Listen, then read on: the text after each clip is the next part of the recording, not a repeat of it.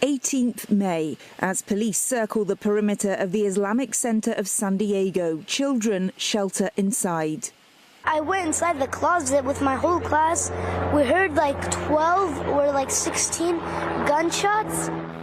9-year-old Ade Shanna recounts the terror when gunmen opened fire at the city's largest mosque. 3 people were killed in the attack. The teachers and the kids were like shaking, sad and stuff. And when the guy kicked the door, all of them were crying. The attack comes amid a rise in anti-Muslim incidents in the US. The Council on American Islamic Relations logged more than 8,600 complaints last year, the highest number of single-year complaints in 3 decades. But the surge in religiously motivated crimes is not limited to the Muslim community. Jewish groups are also reporting a spike in anti-Semitic incidents and attacks, including the March shooting at a synagogue in Michigan. The Anti-Defamation League says anti-Semitic assault, harassment and vandalism in the US remain well above levels seen before the October 2023 Hamas attack on Israel and the war in Gaza. It's almost as if we have 2 eras. Pre-October 7 and post-October 7. And in this new era, again, up 70% on 2022. American Jews report feeling unsafe in the communities where they've lived for generations, even centuries. Now, 2025 was also one of the most violent years for American Jews since ADL began tracking this information in the late 1970s. It's not just here in the US.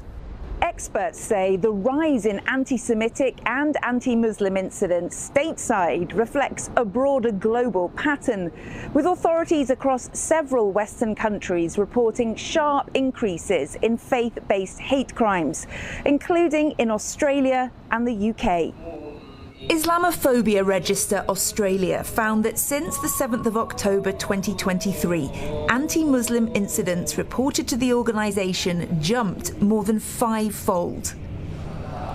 And last December, Sydney was rocked by a mass shooting during a Hanukkah celebration at Bondi Beach.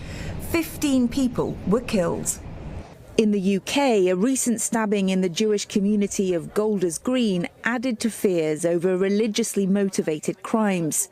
Official UK data from 2025 shows Jewish communities face a higher rate of hate per person than any other faith, while offences against Muslims logged the highest overall volume, surging 19%. The attacks may span different countries and communities, but experts say that many of the same forces are driving them: political polarisation, online extremism, and divisive public rhetoric. Groups working with victims of hate crime say those tensions are becoming increasingly volatile. Unfortunately, in the United States, since 2015, we have had near record high reports of hate crimes. If you look at that timing, that was around the time that Donald Trump launched his first presidential campaign, where we had also seen an increase in organized hate groups in the United States being more active. And that has just been continuing for the past almost 10 years now. And so what the government can do is, one, use their positions of power responsibly, to not spew hate, use the bully pulpit in a way that brings communities together instead of dividing. Experts warn that deepening political and social divisions are increasingly turning online hostility into real-world violence.